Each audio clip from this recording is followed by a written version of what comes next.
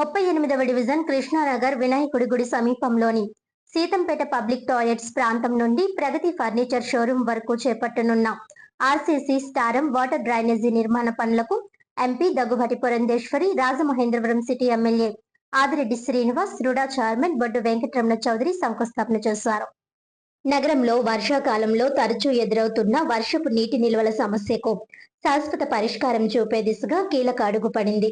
1,95,00,000 రూపాయల వ్యయంతో 38వ డివిజన్ కృష్ణానగర్ వినాయకుడి గుడి సమీపంలోని సీతంపేట పబ్లిక్ టాయిలెట్స్ ప్రాంతం నుండి ప్రగతి ఫర్నిచర్ షోరూం వరకు చేపట్టనున్న ఆర్సీసీ స్టారం వాటర్ డ్రైనేజీ నిర్మాణ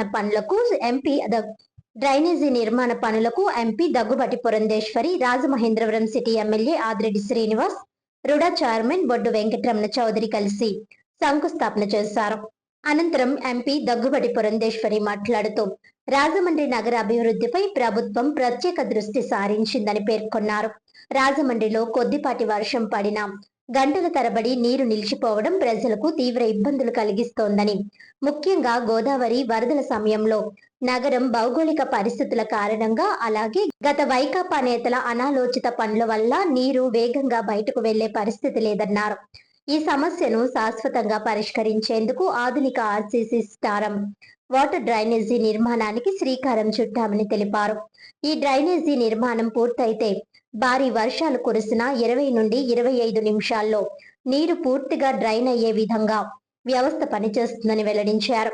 ప్రస్తుతం 400 మీటర్ల మేర డ్రైనేజీ నిర్మాణం చేపడుతున్నామని, భవిష్యత్తులో మరో విస్తరణ చేపడితే కేవలం 10 నిమిషాల్లోనే నీటి నిల్వల సమస్య పూర్తిగా పరిష్కారమయ్యే అవకాశం ఉందని తెలిపారు. అభివృద్ధి పనుల కోసం ముఖ్యమంత్రి చంద్రబాబు నాయుడు సహకారంతో ప్రత్యేక నిధులు తీసుకువస్తున్నామని, రాజమండ్రి అభివృద్ధి కోసం కేంద్ర రాష్ట్ర ప్రభుత్వాల సమన్వయంతో పనిచేస్తున్నాయని పేర్కొన్నారు. ఎన్నికల సమయంలో ప్రజలకు ఇచ్చిన హామీలను ఒక్కొక్కటిగా అమలు చేస్తున్నామని చెప్పారు. డబుల్ ఇంజిన్ సర్కార్ ఉంటే రాజమండ్రి అభివృద్ధి వేగవంతమవుతుందని, ప్రజలకు గతంలో ఇచ్చిన హామీ మేరకు పనులు చేయడం జరుగుతోందని అన్నారు.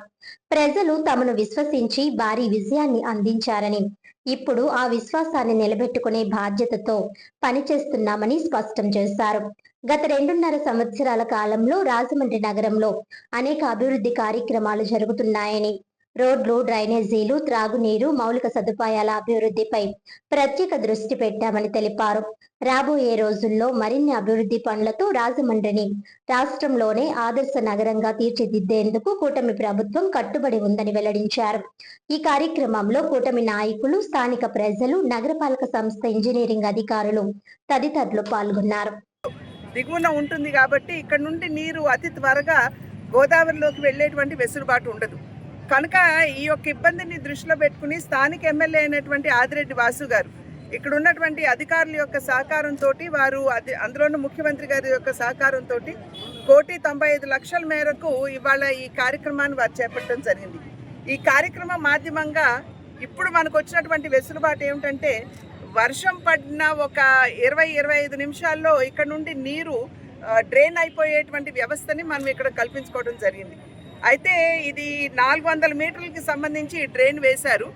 ఇంకాస్త ఇంకొక డ్రైన్ కనుక వేసుకోగలిగినట్లయితే 20 నిమిషాల్లో కాదు 10 నిమిషాల్లోనే డ్రైన్ చేసుకునేటువంటి అవకాశం ఉంటుంది. కాబట్టి దాని మీద కూడా దృష్టి పెడతానని చెప్పి ఇందాక మాటల సందర్భంలో స్థానిక శాసనసభ సభ్యులు ఆదిరెడ్డి వాసు గారు చెప్పడం జరిగింది మాతోటి.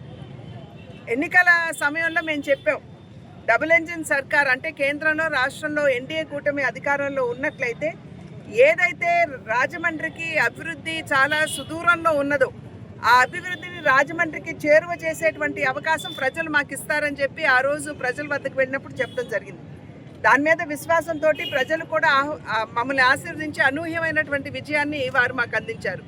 ఇవాళ మేము ఆనాడు ప్రజలకు ఏదైతే మాట చెప్పామో, మీరు కనుక చూసినట్లయితే ఈ గడిచిన 2.5-3 సంవత్సరాల కాలంలో అనేక కార్యక్రమాలు రాజమండ్రి అభివృద్ధి కోసం స్థానిక శాసనసభ సభ్యుల యొక్క సహకారంతో వారు మేము అందరం కలిసి ఒక కూటమిగా ఇవాళ రాజమండ్రి అభివృద్ధికి అంకిత భావంతో మేము అందరం పనిచేస్తున్నటువంటి తీరుని ప్రజలు చూస్తున్నారు, విశ్వసిస్తున్నారు అని చెప్పి కూడా నమ్ముతూ, ఇది కేవలం ఈ ఒక్క కార్యక్రమం కాదు, రాబోయే కాలంలో మరిన్ని అభివృద్ధి కార్యక్రమాలతో రాజమండ్రిని అభివృద్ధిలో అగ్రగామిగా నిలిపేటువంటి